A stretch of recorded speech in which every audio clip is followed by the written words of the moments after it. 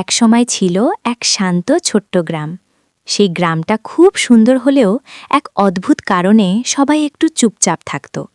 বিশেষ করে গ্রামের বাচ্চাদের মুখে আগের মতো হাসি দেখা যেত না।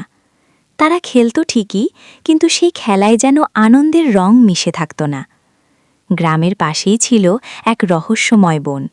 লোকেরা বলতো এই বনে নাকি একসময় হাসি আর আনন্দ ভরে থাকত, কিন্তু অনেক দিন ধরে সেই বনও নীরব হয়ে পড়েছিল।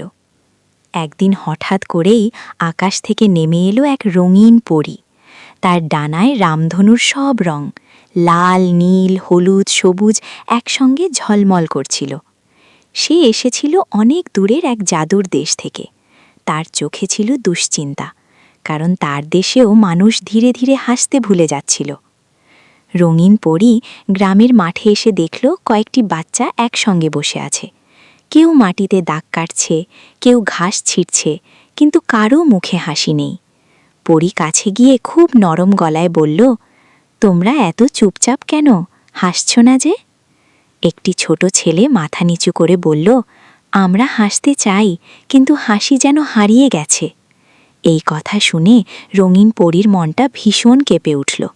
সে বুঝল হাসি শুধু তার দেশেই নয়, এই গ্রামেও হারিয়ে যাচ্ছে। তখনই সে ঠিক করল সে কিছু একটা করবে। পরী তার ছোট জাদুর থলেটা খুলল। সেখান থেকে বের করল কিছু ছোট ছোট উজ্জ্বল বীজ। বাচ্চাদের হাতে দিয়ে সে বলল, এগুলো হলো হাসির বীজ, এগুলো মাটিতে পুঁতে দাও, কিন্তু পুঁতে দেওয়ার সময় মনে মনে একটা ভালো কথা ভাববে, ভালোবাসা, বন্ধুত্ব বা কারো জন্য শুভকামনা। বাচ্চারা একটু অবাক হলেও পরীর কথা বিশ্বাস করল। তারা মাঠের এক কোণে মাটি খুঁড়ে বীজগুলো পুঁতে দিল।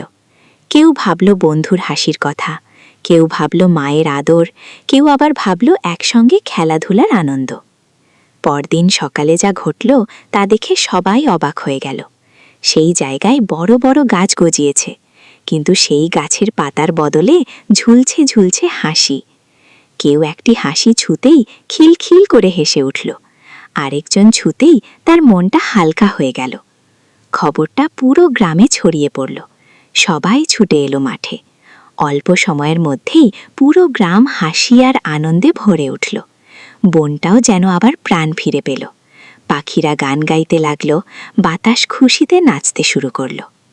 রঙিন পরীর চোখে আনন্দের জল এসে গেল।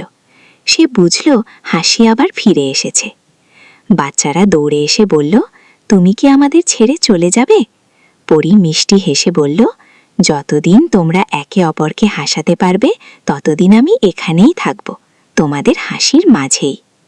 এই কথা বলে সে রঙিন আলো হয়ে আকাশে মিলিয়ে গেল। আজও সেই মাঠে গেলে শোনা যায় বাচ্চাদের খিলখিল হাসি, আর কেউ কেউ বলে ওই হাসির মাঝেই নাকি রঙিন পরী এখনও লুকিয়ে আছে। এই ছোট্ট গল্পটি যদি তোমাদের ভালো লাগে তাহলে তোমরা লাইক ও কমেন্ট করে পাশে থেকো, আর চ্যানেলটিকে সাবস্ক্রাইব করে নিও। ঠিক আছে বন্ধুরা, আজকের মতো তাহলে আসি। ভালো থেকো সবাই।